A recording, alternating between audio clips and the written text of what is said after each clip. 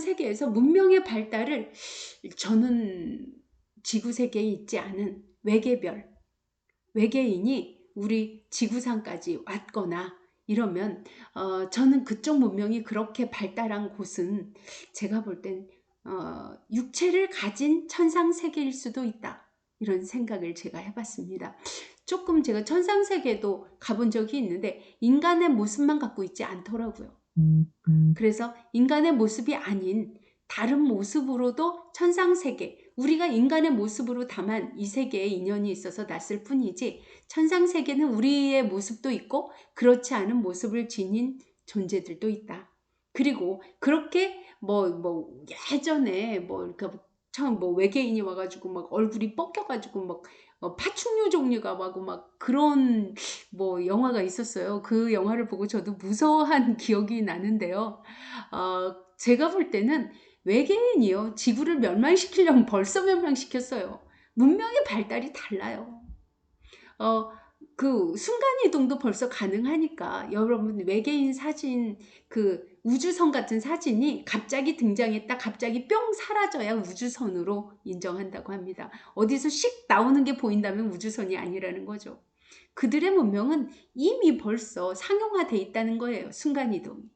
그리고 엄청난 문명의 발달이 돼 있다는 거죠. 영성이 좀 더 높고 그 영성을 우리 영이 내 우주를 만들고 모든 우주에 퍼져 있는 영의 법칙, 영의 이치, 이걸 진리라고 하는데요. 과학에서 밝혀진 것도 다 진리입니다.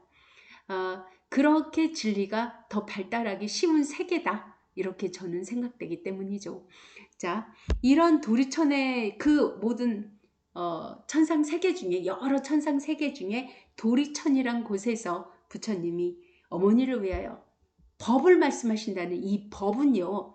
우리가 진리를 말하고 있는 거예요. 이 진리란 참진이칠이라는 이 진리란 우리 우주의 법칙 우리가 불쌍하게 되고 불행하게 되고 지옥에 가는 이치가 있고 또 천상세계에 가는 이치가 있는데 그 이치를 법이다 이렇게 말씀하신 거예요. 그래서 법을 말씀하셨다. 이렇게 진리를 말씀하셨다. 이렇게 볼 수 있습니다. 지장경을 읽다 보면요. 도대체 우리가 사는 세상을 얘기하고는 있고 또 우리가 사는 세상만 아니라 천상세계 막 이런 또 지옥세계 이런 세계에 대해서 막 말씀하고 계시거든요. 그리고 그 위에 부처님이 계신 것처럼 말씀을 하고 계셔요. 그런데 이 세계가 원래 이렇게 만들어진 건지 아니면 누가 이 세계를 만든 것인지도 여러분 궁금하지 않으세요? 제가 오늘 말씀을 드리려고 합니다. 제가 20년 가까이 이렇게 지장경을 읽으면서 지장보살님을 찾으면서 이렇게 명상도 하면서 이렇게 정진해 왔습니다. 그러다 보니까 제가 여러 가지 지장경에 나와 있는 많은 내용을 겪고 직접 경험하고 또 그러면서 제가 알게 된 많은 것들이 있습니다. 이렇게 오랫동안 또 많이 궁금해졌어요. 지장경에 나와 있는 이 모든 내용들이 다 사실인가? 사실이라면 도대체 내가 그걸 보고 어떻게 알 수 있는 거 아닌가? 이런 생각을 많이 하면서 경험도 여러 차례 하게 돼서 여러분들에게 지장경을 제가 경험한 것과 함께 지장경을 설명해 드리고자 합니다. 제가 지장보살 본원경이라고요. 한글판 이렇게 보입니까? 지장경 여기에 이 책을 계속 읽었어요. 그러다 보니까 이 지장경을 바탕으로 제가 해설을 할까 합니다. 지장보살 본원경 당나라 실천안타 옮김 제1 도리천궁 신통품 도리천궁에서 신통을 나타내시는 품. 자, 이렇게 나오고요. 이렇게 내가 들었다. 부처님께서요. 부처님 그쪽에 그 도리천궁에 갔다가 오신 후 제자들에게 얘기를 했나 봅니다. 자, 이렇게 내가 들었다. 그때 부처님이 도리천에 계시면서 어머니를 위하여 법을 말씀하셨다. 자, 도리천이라는 곳은요. 천상세계 중 하나입니다. 근데 이 천상세계가 굉장히 많아요. 굉장히 많은데 그 왜 천상세계가 이렇게 나뉘어져 있을까요? 천상세계가 이 뒤에 나오는데 뭐 사천왕천, 도리천, 수연마천, 도솔탈천, 화락천, 타화자재천, 범중천, 범부천, 대번천 이렇게 줄줄이 나와요.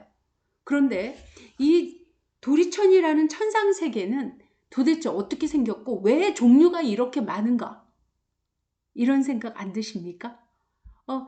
하늘나라 우린 천상세계 그럼 한 군데 천상세계는 뭐 꽃이 활창하고 전부 다 나쁜 마음이 없고 뭐 항상 우리가 다 똑같이 뭐 공산주의처럼 다 똑같이 살고 뭐 공산주의가 실제로 우리가 이렇게 보면 지구상에 있는 공산주의가 실제로 그렇습니까?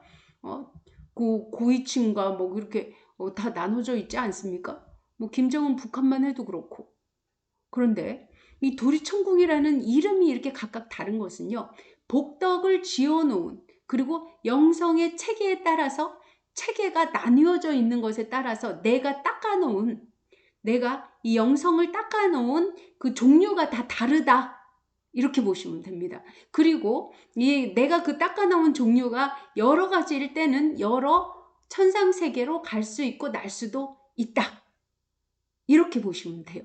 그러니까 우리가 생각하는 천상세계는 하나여서 모두가 뭐 내가 사랑하는 사람들이 와서 기다려주고 막 이렇게 생각을 많이 하잖아요. 그거는 우리 환상일 수 있습니다. 뭐 내가 지어놓은 복덕이 다 다르건만 어떻게 같은 곳에 날 수가 있겠습니까? 우리가 부모님도 누구도 물론 같은 종류의 복을 닦아놓은 사람이면 그곳에서 만날 수도 있겠죠.